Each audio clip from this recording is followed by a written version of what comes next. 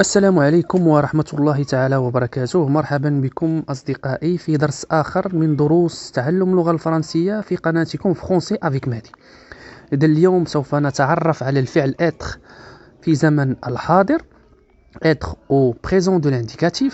سوف نتعرف على هذا الفعل ونتعرف على مكوناته في جميع الضمائر على أساس أن نستعمله في تركيب جمل وعبارات تخص هذا الفعل. تابعوا معي جيدا هذا الفعل وسجلوه أيضا في ملاحظاتكم أو في دفتر الخاص، لأننا سوف نستعمله في هذه العبارات في درس اليوم. إذن سنحاول أن نصرف الفعل بداية في ضمائر المفرد.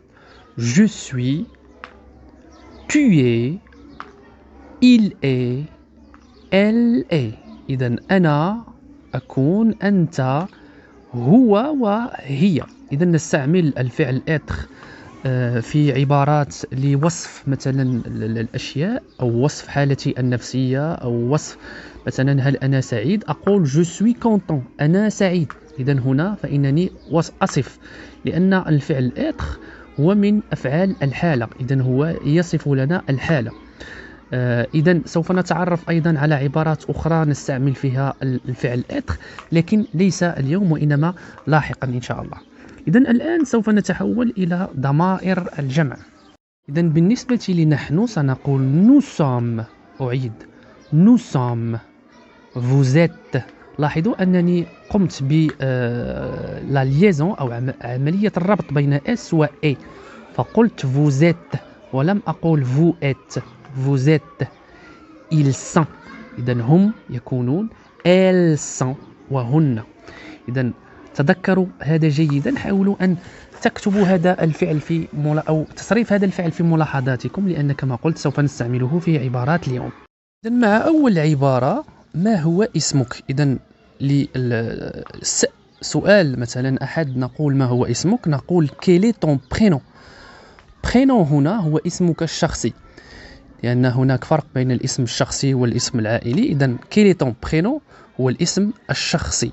ممتاز. الآن حاولوا أن تذكرني كتابة في التعليق أو في دفتر الملاحظات ما هو اسمك، واكتبها أيضا بشكل صحيح. ما هو اسمك؟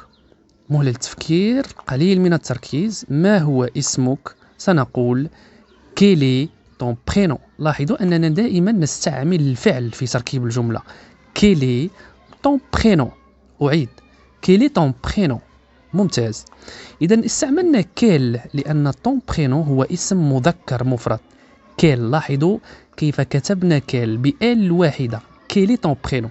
جيد. جوابا على السؤال quel est ton prénom، نقول مثلا اسمي كريم على سبيل المثال، سأقول c'est كريم. c'est كريم. إذن أقول أنا كريم، c'est كريم. لاحظوا دائما استعمال الفعل c'est كريم. جيد. الآن بالنسبة لاسمك العائلي، ما هو اسمك العائلي؟ سنقول quel est ton nom de famille. لاحظوا أن ال أو اثنان ال في كلمة famille لا ننطقها. quel est ton nom de famille. quel est ton nom de famille. جيد. الآن سؤال، حاول أن تذكرني ما هو اسمك العائلي. مهلة التفكير، دائما حاول أن تذكرني كتابة حتى نتمكن أيضا من كتابتها بشكل صحيح. ما هو اسمك العائلي؟ جيد. سنقول quel est ton nom de famille. أعيد quel est ton nom de famille. ولاحظوا أن الفعل دائما مهم في تركيب الجمل، إن لم نقل أن دائما يجب أن نستحضر الفعل في تركيب الجمل. الآن جوابا على هذا السؤال يمكن أن أقول اسمي العائلي mon nom de famille est. أعيد mon nom de famille est. اسمي العائلي هو، ثم أقول اسمي العائلي. سؤال آخر وعبارة أخرى للتعارف دائما باستعمال الفعل être، ما هي جنسيتك؟ نقول quelle est ta nationalité. لاحظوا الآن أن كلمة nationalité أو الجنسية هي كلمة مؤنث، مفرد مؤنث، لذلك استعملنا كل بهذه الصيغة باثنان ال. إذن عندما يكون لدينا اسم مذكر مفرد نستعمل كل بال واحدة، وعندما يكون لدينا اسم مفرد مؤنث نستعمل كيل باثنان ال مع إضافة في آخر الكلمة. Quelle est ta nationalité؟ أعد دائما بصوت مرتفع. إذا ما هي جنسيتك؟ سؤال. حاول أن تذكرني كتابة إن أمكنك ذلك في التعاليق. تأكد أنني دائما ألقي نظرة على جميع التعاليق وأجيب عليها. إذا أجبت على هذا السؤال سوف أكتب لك تصحيح الكلمة أو الجملة في التعليق. إذا ما هي جنسيتك؟ سنقول Quelle est ta nationalité؟ أعيد.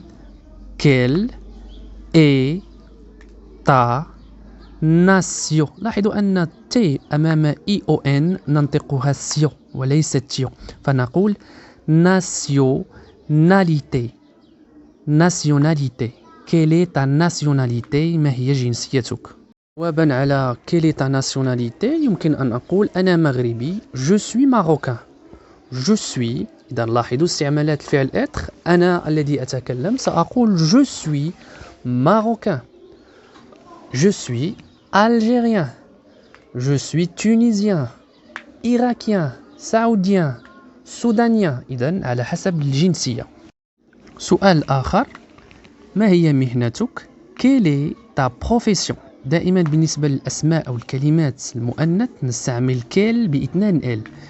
Quelle est ta profession؟ ما هي مهنتك؟ Quelle est ta profession؟ الآن حاول أن تذكرني كتابة. ما هي مهنتك؟ ما هي مهنتك؟ مهلة التفكير. جيد. إذن سأقول Quelle est ta profession؟ Quelle est ta profession؟ أحسنت. إذن جوابا سأقول مثلا أنا je suis professeur. أنا أستاذ. Je suis professeur. إذن أنا المتكلم أستعمل je suis. Je suis professeur. حاول أن تكتب لي مهنتك في التعاليق ثم تقول je suis وتكتب المهنة. حاول أن تبحث على مهنتك في المحرك جوجل واكتب لي هذه الجملة. عبارة أخرى هي أيضا من استعمالات الفعل être هي لوصف الحالة. نحن سعداء. إذن سأقول nous sommes contents. لاحظوا أن كلمة content تعني سعيد وتبعت الفاعل nous بما أنها جمع أضفنا s في نهاية الكلمة ونقول nous sommes contents. Nous sommes contents. ممتاز. إذن حاول أن تذكرني نحن سعداء كتابة وبصوت مرتفع. كيف نقول ذلك؟ مهلة التفكير. Excellent. سنقول nous sommes contents. Nous sommes contents. جيد. الآن لصياغة العبارة نحن لسنا سعداء نضيف فقط أدوات النفي ne و pas التي تحصران الفعل être. إذا الفعل être في هذه الحالة هو sommes. سنقول nous ne sommes pas contents. أعيد. Nous ne sommes pas contents. ممتاز. الآن ذكرني كتابة في التعاليق أو في دفتر الملاحظات كيف نقول نحن لسنا سعداء. لإشارة فقط لا يوجد فقط الأدوات ne و pas وإنما توجد هناك عدد كثير من أدوات النفي التي نستعملها حسب سياق الجملة. ممتاز. سنقول nous ne sommes pas contents. Nous ne sommes pas contents. نحن لسنا سعداء. عبارة جديدة لضبطها très تعني جدا. très. كيف نصوغ العبارة ونقول أنتم سعداء جدا؟ الآن لديك جميع الكلمات التي تكون هذه الجملة ما عليك إلا التذكر وتصريف الفعل في سياقه الصحيح حتى تجيب على هذا السؤال. قم بإيقاف الفيديو. الجواب هو vous êtes très content. Vous êtes très content. جيد. أحسنتم. excellent لكل من تعرف على الجواب الصحيح. نمر الآن مع آخر فقرة في درس اليوم. اختبر نفسك.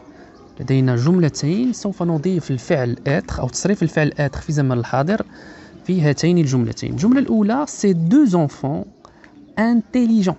إذن هؤلاء الأطفال الأذكياء. ces deux enfants يمكن أن نعوضها بالضمير il. هو الضمير الغائب للجمع.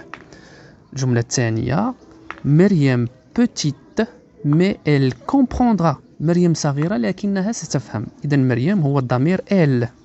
نحاول أن تركز. قم بإيقاف الفيديو. سوف أطلعك على الجواب الآن. جواب الجملة الأولى: Ces deux enfants sont intelligents. Ces deux enfants sont intelligents. الجملة الثانية: مريم est petite mais elle comprendra. إذن إلى هنا نكون قد وصلنا إلى نهاية الفيديو ونهاية درس اليوم. أدعوكم أصدقائي أن تشتركوا في القناة بكثرة وشاركوا أيضا الفيديو مع أصدقائكم لتعم الفائدة ولمساندتنا لتقديم الأفضل والمزيد. بالتوفيق، إلى درس آخر إن شاء الله. مع السلامة.